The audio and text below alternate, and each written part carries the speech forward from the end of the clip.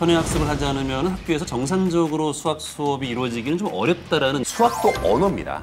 또한 이해력의 과목이고 사고력의 과목입니다. 힌트를 드리자면 수학 선생님.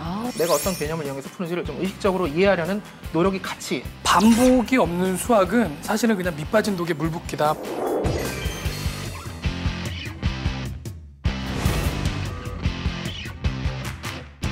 나의 행동을 바꿈으로써 나의 미래는 바꿀 수 있습니다. 여러분들의 미래를 난 원하는 대학 간다에서 바꾸어 드리도록 하겠습니다.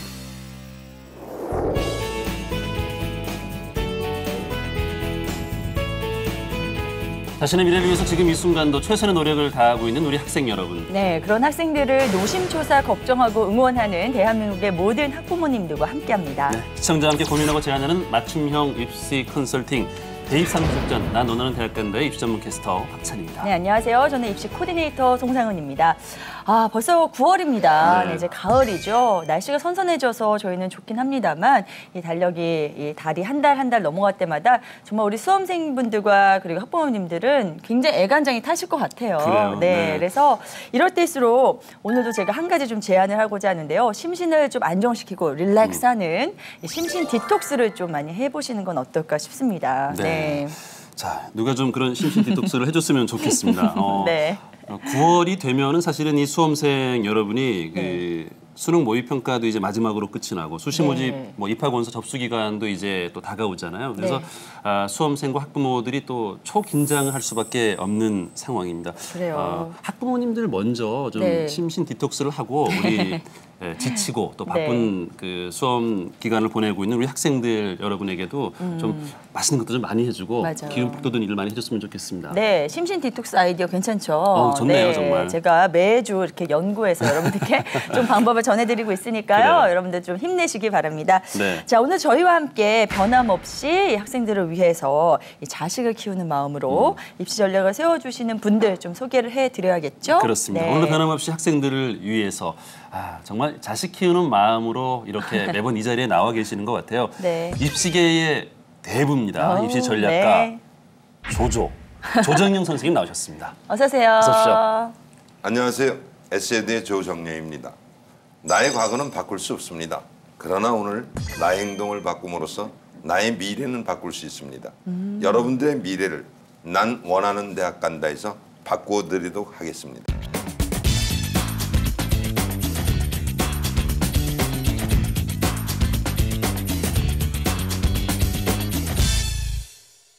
오늘 패션은 너무 우리 수험생들 눈높이에 맞춰주신 거 아닌가요? 네.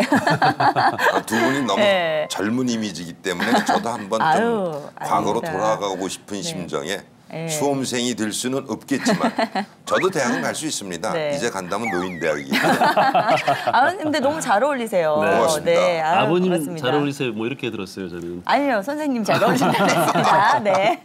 자, 그리고 객관적인 데이터 분석을 통해서 언제나 정확하고 냉철한 조언을 해주시는 분이시죠. 입시 전문가 조병식 선생님 나오셨습니다. 어서 오세요. 안녕하세요. 안녕하세요. 일산 송수학학원 원장 조병식입니다. 벌써 중요한 3번의 시험 중 2번이 끝났네요. 마지막까지 최선을 다하셔서 여러분들이 원하는 대학에 진학하시길 바랍니다. 저희들도 최선을 다해서 지원하도록 하겠습니다. 네.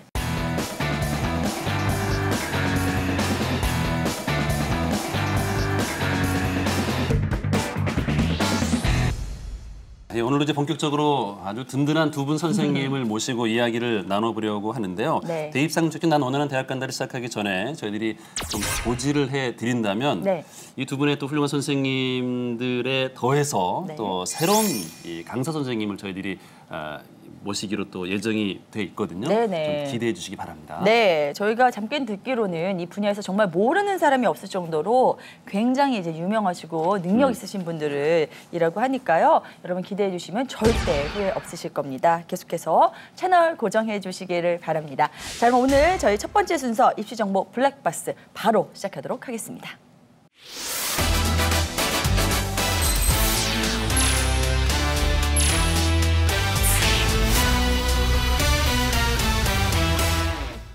수험생과 학부모가 원하는 대학교의 이 인기 학과만을 엄중하게 선정해서 소개해드리는 시간입니다. 마케팅에서 유용하게 사용되는 SWOT 분석을 활용해서 강점, 약점, 위기, 기회면으로 나눠서 자신이 원하는 대학에 들어갈 수 있는지 여부를 저희들이 입체적으로 분석해드리는 시간이죠. 네. 대학별 수업 분석 시간입니다. 네, 저희가 이 시간 통해서 사실은 요즘 가장 핫한 학교의 학과를 분석해드리고 있긴 합니다만 네. 무조건 그냥 점수가 높은 대학, 뭐 상위권 대학만을 고르는 것이 아니라 대학을 입체적으로 좀 들여다볼 수 있는 그런 기회를 제공한다는 면에서 그런 면에서 더 많은 호응을 받고 있지 않나 싶습니다. 그렇습니다. 자, 이번 주에 소개해 주실 학교는 어떤 곳인지 알려주시죠. 예, 이번 주에 소개해드릴 대학교는 경인교육대학교입니다. 교대 그러면 대다수의 학부형님들은 서울교대를 으뜸으로 꼽죠. 네. 근데 경인교대가 갖고 있는 자랑은 베트남이나 덴마크에 있는 대학들과 교류를 협약했을 뿐만 아니라 모든 교대 재학생들에게 연수 기회를 제공하며 캄보디아나 또는 요르단 같은 데서 체험 활동을 확대하고 있습니다. 교대의 특수성을 벗어나 글로벌화 시키고 있다. 이런 점에서 제가 오늘 경인고대를 선택한 겁니다. 네. 경인교육대학교. 우리 조정 선생님 얘기 들어보니까 이제는 교육대학교에 가는 우리 학생들도 우리나라에서만 교사 생활하는 것이 아니라 좀 그 전 지구적 관점에서 이제 네. 글로벌화된 어떤 시대를 좀 반영을 하는 것 같다는 생각이 드는데요. 네. 조병식 선생님. 예전부터 사실은 이제 교대에 대한 선호도는 상당히 있어 왔는데 최근에 그 학생 수가 줄어드는 것과 좀 연관이 돼서 과거만큼 인기가 있는 것 같지는 않아요. 그래도 이제 경인교대가 부각된 이유가 있을 것 같은데요. 네, 있습니다. 교대는 전국에 10개 대학이 있어요. 그리고 그 외 초등교육과가 2대, 교원대, 제주대 3군데가 있습니다.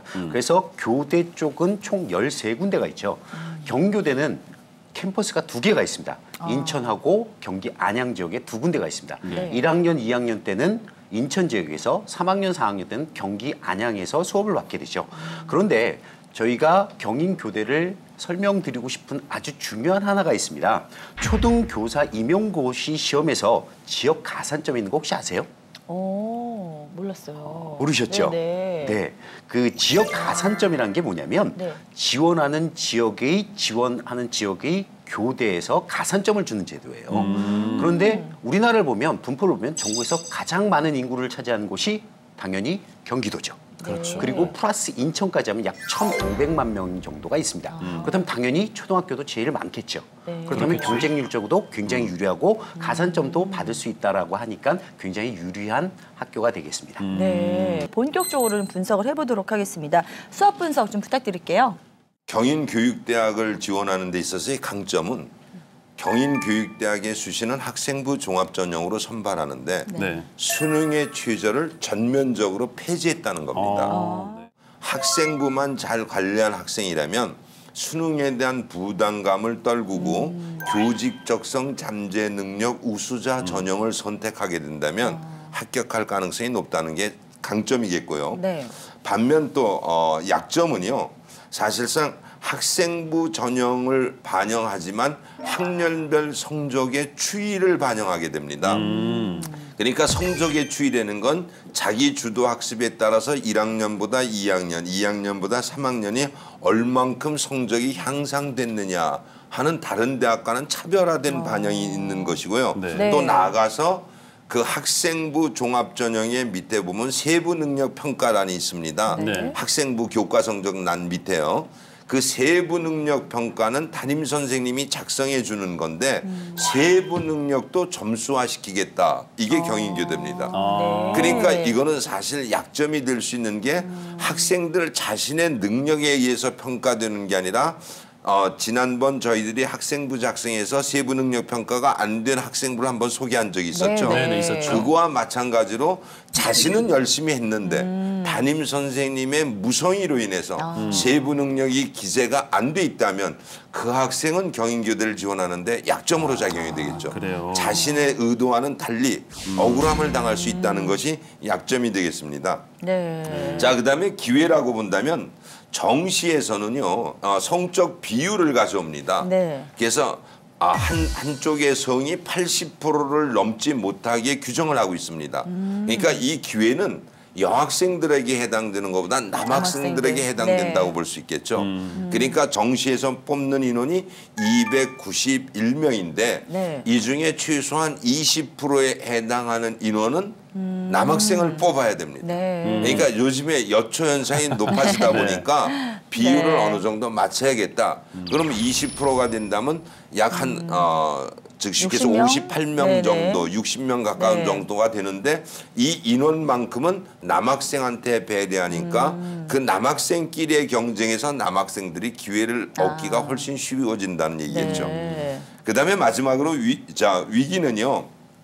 면접에 있어서 이 학생부 종합전형은 면접을 실시하는데 네. 개인 면접이 10분, 그다음에 집단 면접이 35분이 됩니다. 그러다 보니까 교수님 앞에서 면접 보는 거는 인성 면접이고 집단 토론에서 문제 해결 능력을 평가하는데 사고력이나 순발력이 뒤진 학생들은 여기에서 열세를 면치 못하겠죠. 이것이 즉 위기상으로 작용할 수 있습니다. 네. 면접에서 일단 경험을 많이 쌓고 자기 스스로 노력을 해야만 이 위기를 극복할 겁니다. 네. 경인교육대학에 대한 이 수업 분석을 통해서 저희들이 이제 강점, 약점, 기회, 위기로 나눠서 분석을 또 해봤습니다.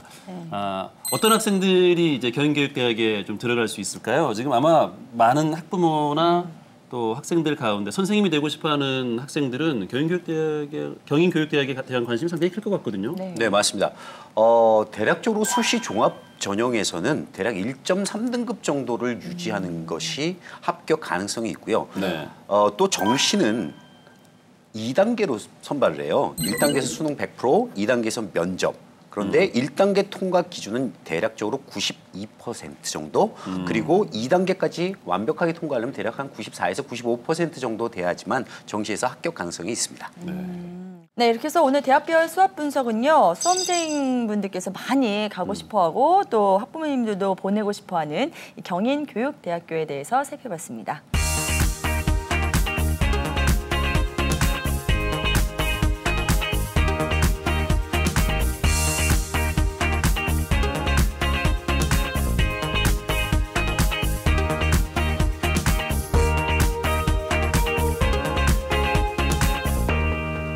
다음 순서는요. 입시에 관한 진실과 거짓. 이 다른 일반적인 입시 컨설팅에서는 잘 가르쳐주지 않는 네. 비밀을 저희들이 또 알려드리는 시간입니다. 이 대입 상륙작 전 난 원하는 대학 간다의 오해와 진실 코너입니다. 네, 저희 한마디로 입시의 어떤 뒷이야기, 입시의 비하인드 스토리, 숨어있는 스토리를 전해드리는 시간이잖아요. 자, 이번 주 입시 정보 오해와 진실은 어떤 이야기인지 좀 전해주시죠. 이번 주 입시 정보 오해와 진실에 관한 키워드는 바로 수학 선행 하지 않아도 되는가입니다.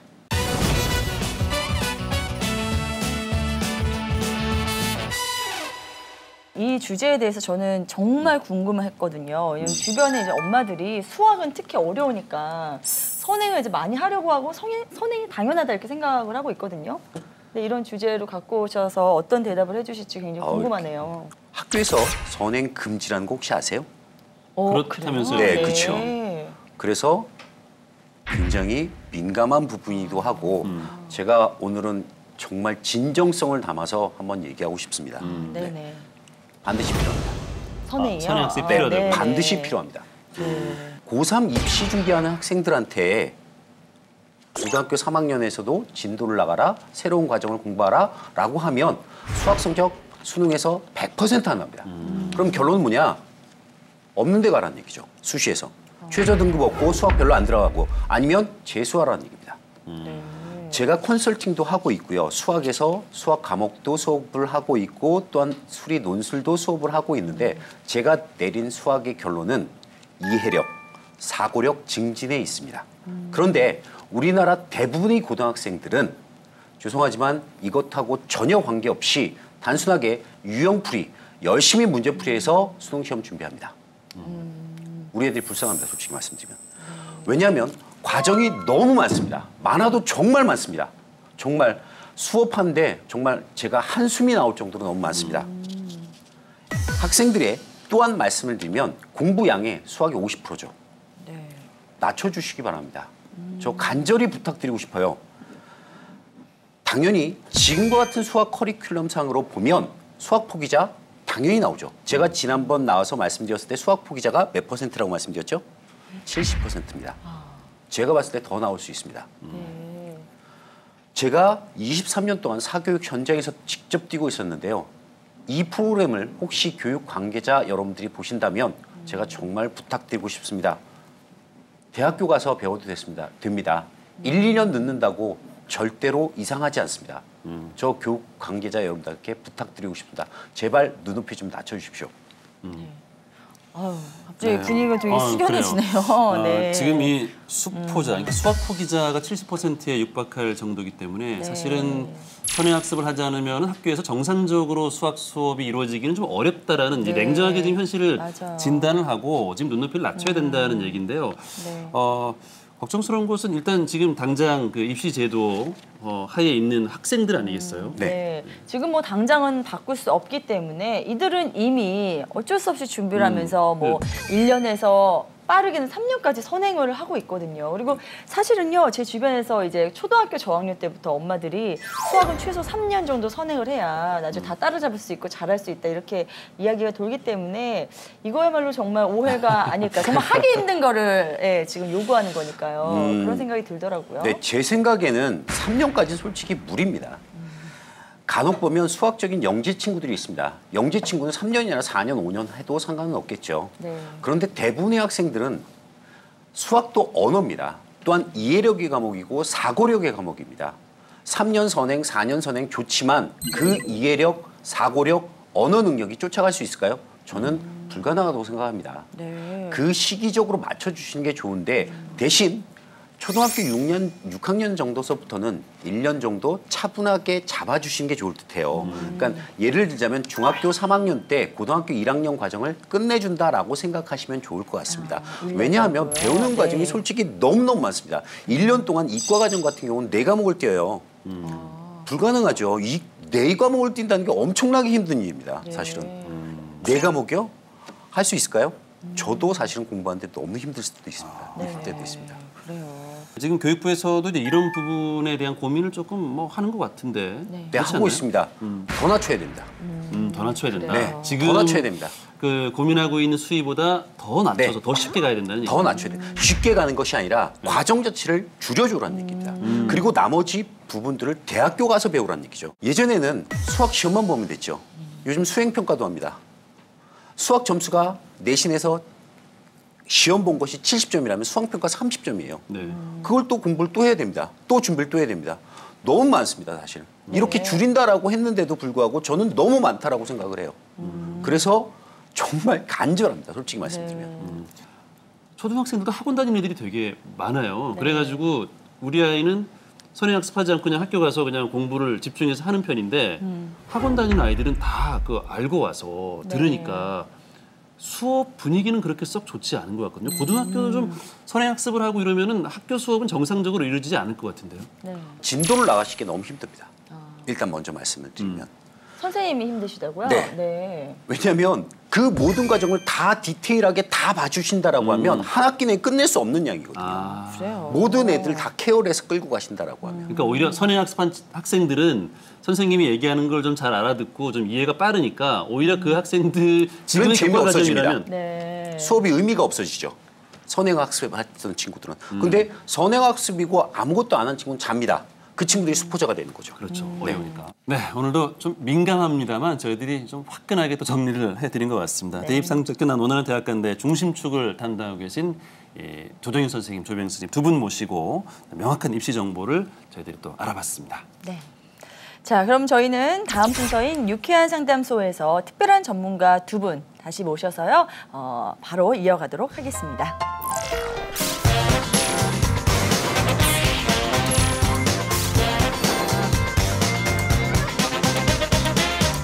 네, 2016 대학 입시에 대한 정보를 구체적으로 알려드리고 또 답답했던 고민을 속 시원하게 풀어드리는 시간입니다. 먼저 이 분야의 정통한 입시 전문가 선생님들을 모시고 입시 설명의 시간을 저희들이 가져보는 코너죠. 네, 오늘은 특별히 저희가 새로운 전문가 두 분을 모시고 좀 이야기 나눠볼까 하는데요. 소개를 좀 해드릴까요? 네. 자, 먼저 학생과 같은 눈높이에 맞춰서 설명을 해주시는 외유내강 스타일의 선생님입니다. 서민교 선생님 자리에 모셨습니다. 어서 오십시오. 네, 어서 오세요. 안녕하십니까? 네. 안녕하십니까? 학생과 눈높이를 맞추기 위해 신발에 깔창을 깔고 수학을 가르치는 수학 강사 서민교입니다.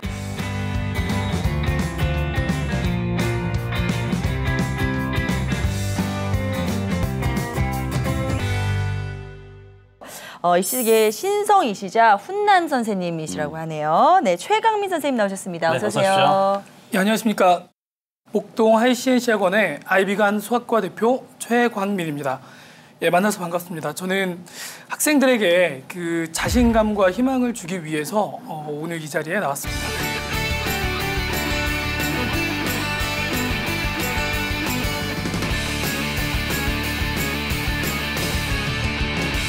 자, 저희가 누굽니까? 이 현재 업계에서 명성이 자자한 두 분 선생님을 저희들이 이제 긴급 네, 초빙을 어렵게 했는데요. 모셨습니다. 정말 어려운 네. 자리를 해주셨습니다. 네. 이분들이 이제 오늘 다룰 주제에 대한 해박한 지식을 또 가지신 분들이잖아요. 네. 두 분 다 힌트를 드리자면 수학 선생님입니다. 네. 제가 그래서 더 든든해요. 네. 저는 아직도 이 수학하면은 굉장히 스트레스가 이렇게 올라오거든요. 예, 굉장히 힘들었던 과목인데 앞서서 얘기 나눠본 것처럼 저뿐만 아니라 아직까지도 많은 사람들, 많은 학생들이 이제 수학 때문에 힘겨워하는 이야기를 듣고 나니 두 분의 힘이 더욱더 필요하지 않을까 하는 생각이 듭니다. 네. 자, 그래서 오늘의 주제 먼저 살펴보고 이제 본격적인 이야기 나눠볼 텐데요. 최강민 선생님께서 소개해 주신다고요? 네, 이번 주 알려드릴 입시 정보는 바로 고1, 2 특집 수학편입니다. 네. 네, 수학. 이 두 분 선생님이 괜히 나오신 분들이 아니잖아요. 네네. 그런데 이제 입시를 앞둔 고3 수학에 대해서는 얘기를 하지 않고 이 네. 고1, 고2 수학을 준비를 하고 오셨어요. 특별한 좀 이유가 있을 것 같습니다.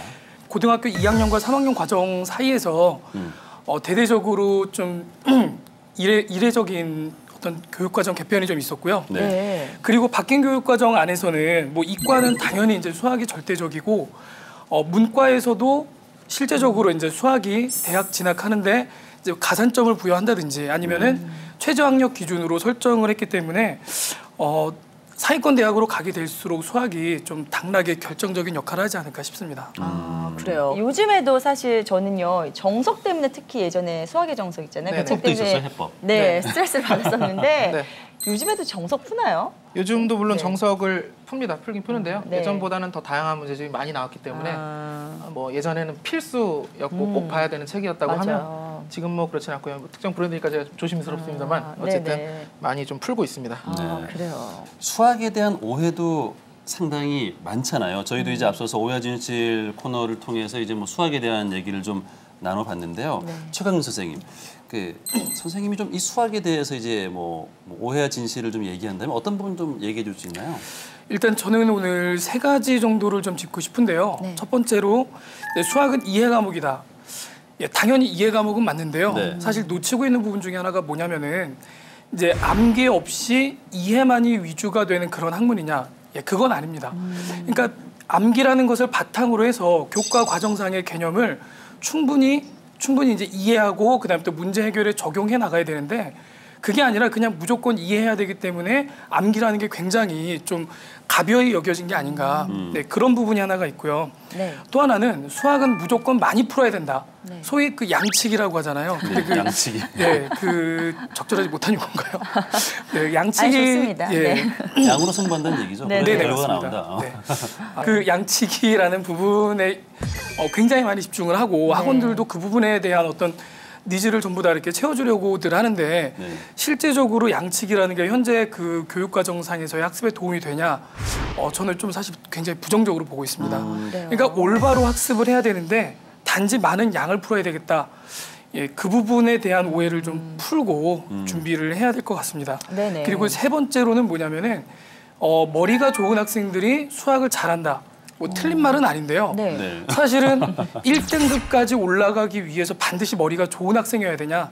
그건 아닙니다. 아, 그래요? 예, 네. 현재 그 교육과정 평가원에서 그 제시하고 있는 이제 수학의 어떤 그 평가 항목을 보면은 첫 번째는 개념 파트, 두 번째 이해 파트, 세 번째 추론이 있고 네 번째 이제 해결이 있거든요. 네. 네, 그런데 이제 이 개념이라고 하는 부분은 기본적인 암기와 계산이 이제 선행이 되는 거고, 그 다음에 이해라고 하는 것은 이제 국어에서 말하는 그 독해가 되는 겁니다. 그러니까 읽고 읽은 그대로 우리가 정보 파악이라는 걸 할 수 있느냐. 네. 세 번째 추론이라는 거는 제시된 정보를 가지고서 올바른 결과를 갖다가 예측할 수 있는가 네. 여기에 대한 거고 네 번째 이제 해결이라고 하는 것은 교과의 개념을 바탕으로 해가지고 새로운 상황에서 논리적으로 좀 해결할 수 있는 능력을 가지고 있는가 이런 부분이기 때문에 교과 과정을 충분히 이해하고 그에 맞춰서 준비하고 또 이제 교과서의 이제 내용들, 증명 부분들 이런 부분들에 대해서 학습을 했다고 그러면은 1등급을 받는 데는 크게 어려움은 없을 거라고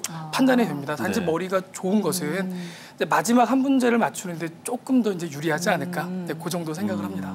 그러니까 누구나 더 노력을 하면 이제 수학도 잘할 수 있다 이런 네. 결론인데요. 희망적으로 말씀해 주셨죠. 네. 네. 근데 지금 전해주신 부분 가운데서 수학 이제 개념, 이해, 추론, 해결 이렇게 4가지의 과정이 있다고 해주셨는데 그 중에서 어떻게 보면 가장 기본이 되는 게 개념이잖아요. 그리고 사실 많은 학생들이 이 개념 파악을 잘 못해서 수학을 못하게 되는 경우가 굉장히 많아서요. 이런 질문 드리고 싶어요. 개념 학습은 도대체 어떻게 해야 되는 거죠? 일단 개념이라는 게 수학 공부에서 가장 중요하다는 거는 많이들 알고 계시고요. 네. 문제집에도 아예 타이틀로 개념이라는 단어가 많이 들어가곤 하는데 네. 우선 개념 자체가 뭐냐부터 좀 말씀을 드리면 네. 용어의 정의입니다. 그러니까 용어들이 굉장히 많이 나오죠. 네. 용어들에 대해 정의는 정해진 뜻이고요. 네. 그거는 뭐 여러 가지 해석할 수 있는 게 아니라 딱 정해진 겁니다. 이거에 대해서 정확하게 알고 있어야 되고 그리고 우리가 많이 하는 공식들 그리고 그 공식의 유도 과정까지도 충분히 알고 있어야 되고요. 아까 네. 앞서 말씀해 주신 것처럼 암기가 어느 정도 필요한 부분입니다. 또 교과서에서 설명되어지고 있는 쉽게 해서 내용입니다. 수학적 내용, 수학적 원리를 개념이라고 하는데요. 그런데 개념을 공부하고 학습한다는 게 중요하다고는 얘기하는데 그게 잘 안 된다고 하잖아요. 일단 뭐 학교에서 수업을 받고 또 책을 보고 책을 읽고 또 뭐 EBS 강의를 듣거나 아니면 별도의 뭐 어떤 방법을 통해서 개념을 이제 공부를 하는데 내용 공부를 하고 저희가 공부 단계에 있어서 그다음에 문제를 풀게 됩니다. 그런데 문제를 풀 때 그냥 문제를 푸는 게 아니고요. 의식적으로 내가 어떤 개념을 가지고 이 문제를 풀어야 되는가 혹은 내가 풀 때, 그러니까 잘 풀고 있을 때 내가 어떤 개념을 이용해서 푸는지를 좀 의식적으로 이해하려는 노력이 같이 들어가야 되는 거고요. 쉽진 네. 않습니다. 그리고 또 잘 안 풀릴 때 같은 경우에는 바로 답을 보는 게 아니고 답지를 보지 않고 개념서라든가 본인이 작성했던 개념 노트를 한번 보는 거예요. 그러니까 내가 이게 안 풀리는 이유가 뭔가를 직접적인 답을 보는 게 아니라 어떤 원리나 내가 혹시 모르는 원리라든가 아니면 중요하다고 생각하지 못했던 원리가 있는가를 체크하면서 공부를 하는 거죠. 좀 번거롭긴 하지만 이렇게 공부를 해 나가야지 쉬운 문제, 중상위권 문제도 마찬가지고 아주 어려운 문제들도 역시 개념에 기대서 나오게 되어 있습니다. 네. 네. 이렇게 공부를 하는 거를 말씀을 드립니다. 그리고 마찬가지로 마지막으로 풀이를 보게 되잖아요. 네. 결국은 내가 개념서를 봤으나 답을 알지 못했으니까 풀이를 보는데 그 풀이를 볼 때도 이렇게 푸는 거구나 하고 지나가지 않고 이런 이유로 이런 원리를 써서 이런 개념을 써서 하는구나라고 좀 더 의식적으로 본인이 와닿지 않더라도 네. 좀 더 이런 개념을 쓰는 거구나라고 생각을 해주게 되면 다른 문제를 풀 때 또 비슷한 개념을 활용하는 문제가 왔을 때 활용을 하게 되고요. 하기 시작하면 그다음부터는 굉장히 어려운 문제들도 소화할 수 있는 그런 방향으로 갈 수 있는 거죠. 들으면 이렇게 또 쉬운 것 같잖아요. 근데 또 막상 하려고 하면 또 잘 안 되는 게 네. 수학입니다. 최경민 선생님, 이 수학 과목 같은 경우는 사실은 이게 그런 얘기 참 많이 해요. 그러니까 어느 순간에 말씀하신 것처럼 뭐 개념이라든가 이런 것들을 놓치고 나면 예. 나중에는 그걸 따라잡지 못해서 결국은 그 수포자의 길로 이제 접어드는 경우들을 저희들이 종종 보잖아요. 예. 주로 그 학생들이 어느 시점에서 그걸 놓쳐서 이제 그다음에 나 수학 너무 어려워 포기할래 이렇게 네. 되는 경우들이 좀 있나요? 이제 제가 경험한 바로는 대부분의 학생들이 중학교 때 이제 출제 방식 자체가 이제 문제 은행식이거든요. 네. 그러니까 유형이라는 것이 정해져 있고 정해진 유형 안에서 이제 출제가 되는 그런 형식인데 근데 고등학교 올라와서는 그런 기본적인 유형의 70% 나머지 30%가 이해한 내용을 바탕으로 한 이제 그 해석 아까 이제 말씀드린 논리적인 어떤 사고 능력을 통해 가지고 추론 또는 활용을 하는 그런 문제들이 나오게 됩니다. 그런데 이제 중학교 때 하도 문제 풀이 위주로 공부를 하다 보니까 아까 이제 뭐 속된 말로 뭐 양치기 말씀드린 그런 식의 이제 공부를 하다 보니까 고등학교 올라와서도 똑같이 문제만 풀면 되겠지. 그런데 어느 순간부터는 문제를 풀었는데 못 본 문제가 나왔다. 그러니까 모르는 문제가 나왔어요. 네. 라는 그런 것들이 많아지면서 이제 힘들어 하거든요. 그 이유가 이제 뭐냐면은 고등학교 때 올라와서는 개념이라고 하는 부분이 누적이 돼야 되는데 누적되지 않고 단원별로만 학습하고 유형별로만 이제 그런 스킬, 소위 우리가 말하는 그 스킬들만 익혀 나가는 거죠. 네. 예, 그래서 이제 저는 학생들한테 직접적으로 수업을 할 때 항상 언급하는 게 1단원에서 배웠던 그 내용부터 해서 이제 수능에는 직접적으로 출제가 되니까 절대 개념 부분은 누적해서 가야지 중간중간에 놓치고 가면 안 된다라고 강조를 좀 합니다.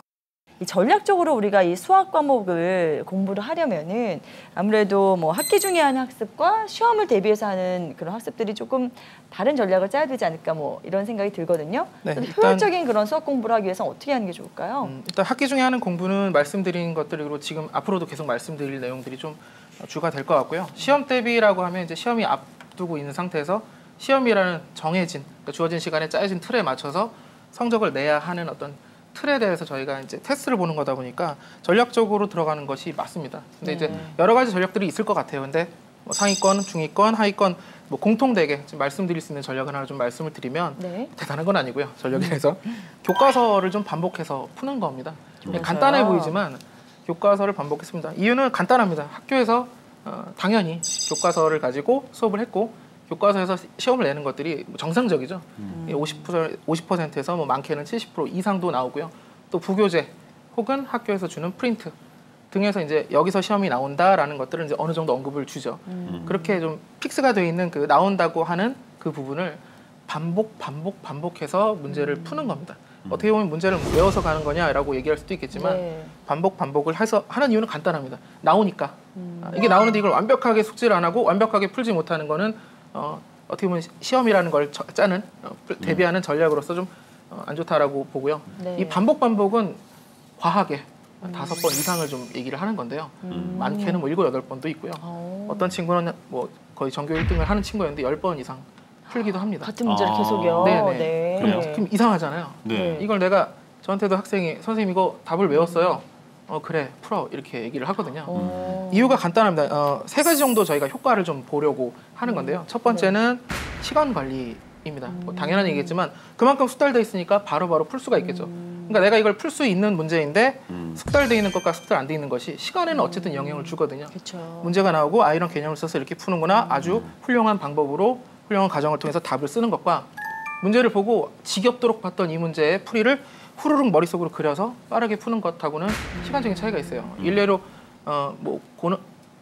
상위권 학생에게는 이게 적용 안 되는 거 아니냐 이렇게 얘기하실 수도 있는데 100점을 목표로 하던 친구 하나 있었는데 매번 100점이 안 나오더라고요. 그래서 마지막 4번째 시험이었는데 이제 제가 가르치다가 이제 100점 뭘 못 맞으면 우린 이별이다 이렇게 대세지를 치고 공부를 했는데 그때 선택한 게 굉장히 많이 교과서를 풀었었어요. 그랬더니 이 친구가 뭐 이제 저희가 서술형 뒤에 이제 주관식이라고 하죠. 그 전까지 푸는데 15분에 다 풀고 결국은 본인이 갖고 있던 실력을 충분한 시간과 함께 개념을 풀어서 이제 어려운 문제를 풀어내더라고요. 그런 부분이 있고요. 또 하나는 실수 관리입니다. 이거 우리가 시험 봤을 때 점수 잘 나오는 것 아주 간단한데요. 실수하면은 점수가 안 나오는 건 지금 공부하시는 분들은 모두 다 알고 있을 거예요. 근데 마치 실수를 관리하는 방법이 어떤 게 있느냐 했을 때 정확하게 말씀드릴 수는 없지만 이렇게 교과서에서 반복해서 확실하게 아는 문제들을 맞춰 나간다고 하면 분명히 요 포션에 있어서는 실수를 줄일 수 있고요. 마지막으로 하나는 자신감인데요. 다르게 표현하면 이제 긴장이죠. 시험을 볼 때 긴장하는 친구들이 좀 덜어 있습니다.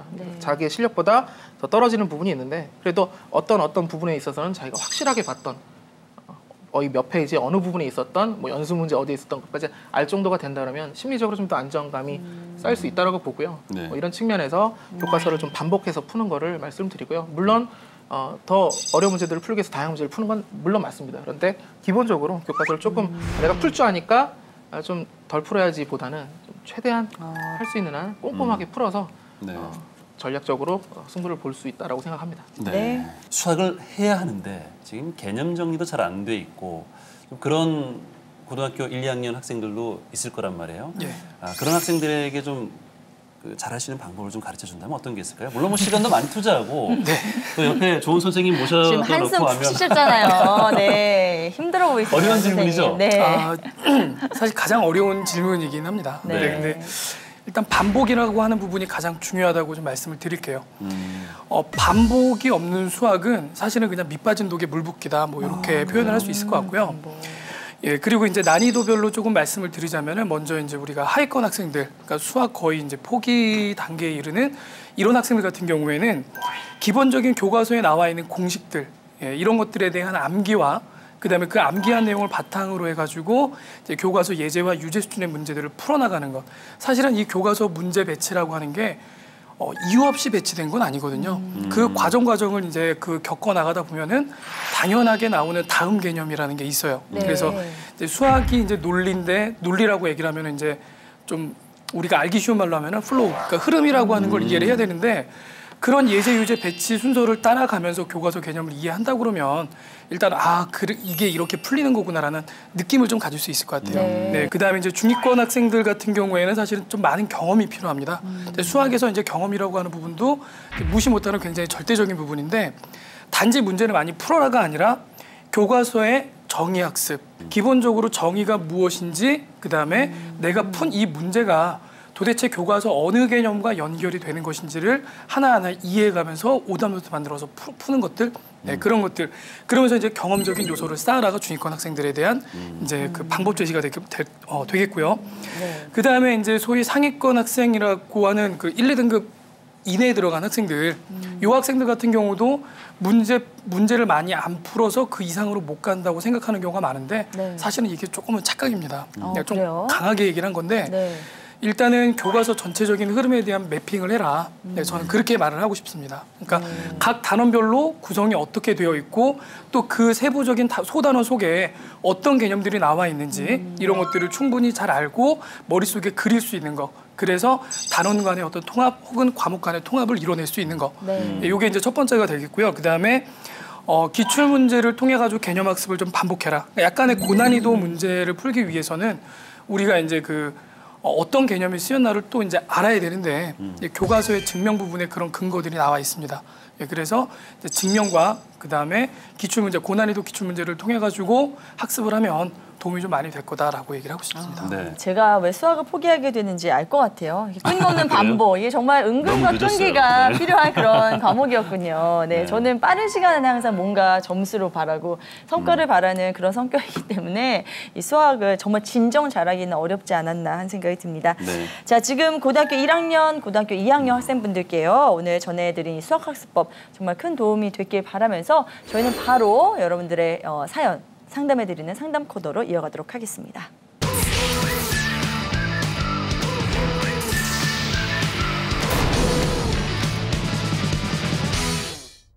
이런저런 고민이 있지만 주변 분들에게 물어보기에는 또 전문성이 떨어질 때도 있고 또 네. 어떨 때는 이런 거 물어봐도 되나 좀 고민될 때가 있는데 이 코너에서는 정말 가리지 않고 네. 기탄 없이 물어봐도 됩니다. 그렇습니다. 저희 이 코너 역시 오늘 새롭게 오신 두 분의 전문가, 두 분의 선생님과 함께 좀 꾸며드리고자 하는데요. 네. 오늘도 저희가 이 두 분과 함께 두 가지 사연 풀어볼 겁니다. 그중에서 우선 첫 번째 사연 먼저 함께 들어보시죠.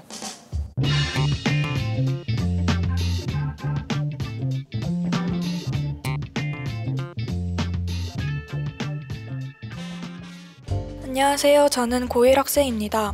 어릴 적부터 물리학자가 되는 것이 목표라서 서울대 물리학과를 꿈꿔왔지만 막상 고등학생이 되어보니 제가 꿈이 아닌 환상을 꾸고 있다는 사실을 알게 됐습니다.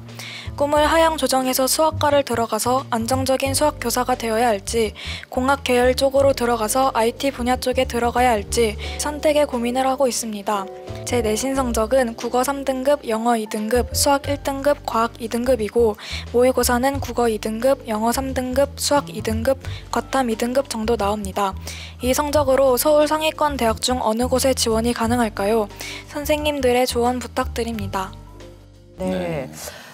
잘 들었습니다. 네. 자, 자, 이상과 현실 사이에서 지금 고민이 상당히 많은 고1 네. 학생의 얘기를 들어봤습니다. 네. 근데 저희가 경험적으로 봤을 때요, 이 정도 성적이면은 사실 상위권의 아주 좋은 학과는 좀 무리지 않을까. 그렇기 때문에 이제 학교가 좀 어떤 특수한 학교인지 아닌지 그것도 여쭤보고 싶은데요.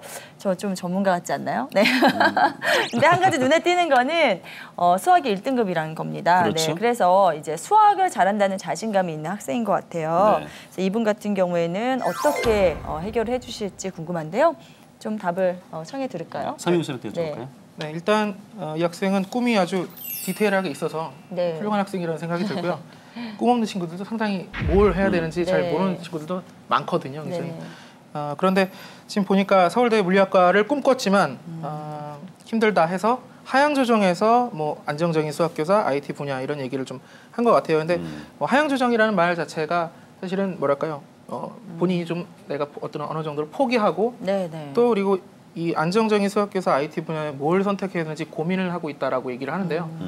뭐가 옳은지는 모르겠어요. 네. 이 학생을 모르니까 IT 분야가 나을지 수학 강사가 나을지는 제가 판단해 줄 수 있는 내용은 아니지만 물론 신중하게 고민을 해야 되겠습니다만 네네. 그런 것들에 대해서 너무 이렇게 두려워한다거나 뭐가 뭔지 몰라서 아무것도 안 하고 있으면 안 되겠죠. 네네. 그래서 선택의 고민은 충분히 하시되 일단은 지금 제가 봤을 때 공부를 열심히 하는 것이 네. 현실적으로 가장 중요하고 아니 이 성적 가지고요. 네네. 서울 상위권 대학에 지원이 가능할까요? 지금 원하는 이제 과에? 네. 제가 봤을 때 고1 학생이잖아요. 정시를 통해서 간다고 했을 때 아까 말씀하신 것처럼 수학이 내신이 1등급이잖아요. 네네. 네. 근데 모의고사가 지금 2등급입니다. 그러면 제가 봤을 때는 더 올릴 수 있다라고 봐요. 저희가 오늘 방송을 보고 네네. 깨달음을 얻어서 수학 공부를 열심히 해서 분명히 더 올라갈 수 있다라고 좀 노력해 볼 수 있다라고 보고요. 네네. 또 하나는 물리학자가 꿈이라고 하면 기본적으로 과학에 대해서 관심이 있고 물리 같은 게 또 싫어하는 사람은 절대 손도 못 대거든요. 네네. 근데 이제 물리학자가 꿈이다라고 했으니까 과학은 지금 2등급인데 역시 마찬가지로 노력을 통해서 좀 올릴 수 있지 않을까라는 좀 희망적으로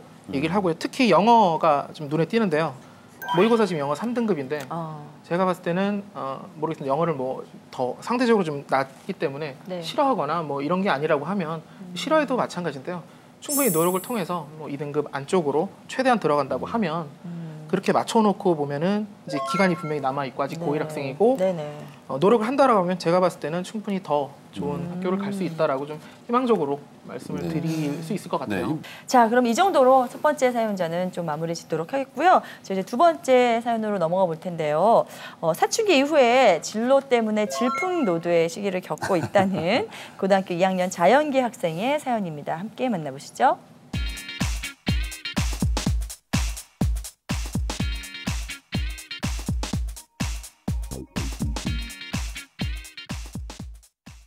안녕하세요. 천안에 사는 고2 이과생입니다. 중학생 시절에는 교내 수학 경시대에서 수상도 하고 수학에 관해서는 친구들보다 자신 있는 편이었고요. 자연스럽게 고등학교에 진학해서도 영어보다 수학이 재밌었기에 이과에 당당히 지원했습니다. 근데 문제는 고등학교 1학년 수학까지는 어느 정도 따라잡을 수 있었는데요. 미적분 1과 미적분 2를 따라잡을 수가 없습니다. 1학기에 봤던 모의고사 수학 성적을 생각하면 악몽이나 다름없는데요. 지금 수학 성적이 떨어졌다고 해서 전공을 바꿀 수도 없고 기본적으로 저는 수학을 좋아하고 잘하고 싶거든요. 대학을 가려면 좋아하는 것보다 잘하는 것을 하라고 하는데 지금 시간으로 가망이 보이지 않습니다. 내년 수능까지 1년 정도 남았는데요. 1년 안에 수학 성적을 끌어올릴 수 있는 방법이 있을까요? 아니면 수학을 접고 다른 과탐 과목에 집중을 해야 할까요? 선생님들의 명쾌한 조언 부탁드립니다. 참고로 제 모의고사 등급은 국어 2.1등급, 영어 3등급, 수학 3등급, 과학 1등급입니다. 그리고 내신은 국어 2등급, 영어 2등급, 수학 2등급, 과학 1.6등급입니다. 일단은 안타깝네요. 좋아하는 과목인데 점수가 그러게요. 생각보다 나오지 않는 게 굉장히 안타깝고요. 그리고 정말 저의 적과 같았던 미적분에 대해서 또 그래요? 한 번 이렇게 언급을 네. 해주니까 또 안 좋은 기억들이 막 살아나면서 더 열심히 도와드리고 싶은 생각이 듭니다. 아니 네. 수학을 참 좋아했던 학생이었는데 이게 글쎄요 이 사연만 가지고는 미적분 때문에 이렇게 수학 등급이 3등급까지 간 건지 아니면 이제 다른 쪽도 좀 미적분이 안 돼서 다른 쪽까지 근데 미분적분 너무 어렵지 않아요? 네, 이런 거 진짜 해야 되나요, 우리 고등학생들이? 네. 예, 사실 그 미분과 적분이 어렵다라는 그 얘기가 네. 사실은 뭐 공감은 됩니다. 사실 쉬운 부분은 아니고요. 네. 저 일단은 이 사연을 들으면서 제가 포인트를 맞춘 부분은 중학교 때는 잘했는데 그리고 고1 때까지도 어느 정도 따라잡을 수 있었는데 미적분 1, 2부터 막히기 시작했다라는 부분하고 네. 그다음에 모의고사 수학 3등급인데 내신에선 2등급이다. 네, 이 부분에 초점을 좀 맞췄습니다. 네. 네. 그래서 제가 뭐 사실 이 학생을 만나보고 하진 않았기 때문에 정확한 판단은 좀 어려울 수 있는데 이러한 비슷한 케이스 대부분의 경우에는 그 중학교식 학습에 벗어나지 못한 경우가 바로 이런 케이스에 해당합니다. 그러니까 아까 말씀드린 대로 중학교 때 같은 경우에는 문제 은행 방식이기 때문에 많은 문제를 경험한 학생들이 당연히 유리합니다. 그런데 고등학교 때 와가지고는 논리적으로 사고하고 추론하고 또 활용을 해야 되는데 그러한 능력이 아직 길러지지 않은 거죠. 그래서 남은 기간 동안엔 일단 성적 올릴 수 있냐라는 질문에 답변을 줘야 되잖아요. 네, 그래서 답변을 주자면은 일단 올릴 수 있다 합니다. 네, 올릴 수는 있습니다. 그런데 중요한 것은 어떻게 공부하냐가 이제 훨씬 더 중요하다. 단지 얼만큼을 하느냐 이것이 중요한 게 아니고 네. 얼마나 꾸준하게 어떠한 방법으로 공부를 할 것이냐 예, 이런 부분에 초점을 좀 맞춰야 될 것 같습니다. 네. 네. 뭐 선생님이 말씀하신 것처럼 공부하는 방식을 조금 바꾸고 네. 접근하는 방식을 좀 다르게 가져가면 충분히 지금 남아있는 시간 동안 좀 흐름을 좀 바꿀 수 있다. 네. 뭐 이런 그러면 긍정적인 이 얘기네요. 친구도요. 공부 방법은 아까 말씀해 주신 것처럼 일단 예. 교과서 중심으로 계속 반복해서 하는 게 지금 좋을까요? 이 학생 같은 경우에는 이제 뭐 모의고사 수학 3등급, 이제 내신 2등급이면은 네. 아마 기본적으로 성실성은 있는 학생일 거라고 봅니다. 네. 예, 그렇기 때문에 이제 아직 경험적인 요소가 조금 부족하고 그다음에 개념적으로 깊게 들어가는 어떤 그런 그 학습 방법이 좀 필수적이라고 생각을 합니다. 그리고 한 가지만 조금 염두에 둘 부분은 아까 이제 말씀 주신 미적분은 너무 힘들다. 사실은 파헤쳐 보면은 미적분 자체가 힘들기보다는 미적분 기반 과목이 잘 그 잡혀 있지 않아서 흔들린 경우가 많습니다. 이게 네. 문제가 사실 출제가 될 때 그 겉으로 보기에는 분명히 미적분 단원의 문제인데 알고 보면 미적분이 아니라 다른 것을 좀 물어보고 있는 포인트가 다른 데 있는 그런 문제들이 있어요. 네. 근데 이제 최종적으로 묻고자 하는 것이 사실은 이제 미적분 파트이기 때문에 미적분 문제로 나와 있는 그런 경우가 좀 많기 때문에 혹시 고등학교 1학년 기반 과목이 조금 부족하지 않은가 생각해 보면서 그 수학 1, 2에 대한 어떤 개념 학습 네, 한번 다시 생각해 보는 게 좋을 것 같습니다. 네, 그 모든 작업을요 앞으로 남은 1년 동안 해서 분명히 따라잡을 수 있다고 하니까요. 이 희망을 믿으시고 한번 지금부터 더 열심히 한번 해보시기 바랍니다. 자, 이렇게 해서 오늘도 저희가 직접 보내주신 사연 가운데 2가지 사연 꼽아가지고 이렇게 해답을 전해드렸는데요. 저희 방송은 이렇게 입시에 대한 모든 고민, 걱정 함께 나누고 있습니다. 저희 홈페이지 들어오셔서요. 대입상담 게시판에다가 사연을 남겨주시거나 아니면 전화를 해주시면은 저희가 네. 전화 상담 무료로 진행 중이니까요. 주저하지 마시고 저희에게 문의해 주시기 바랍니다.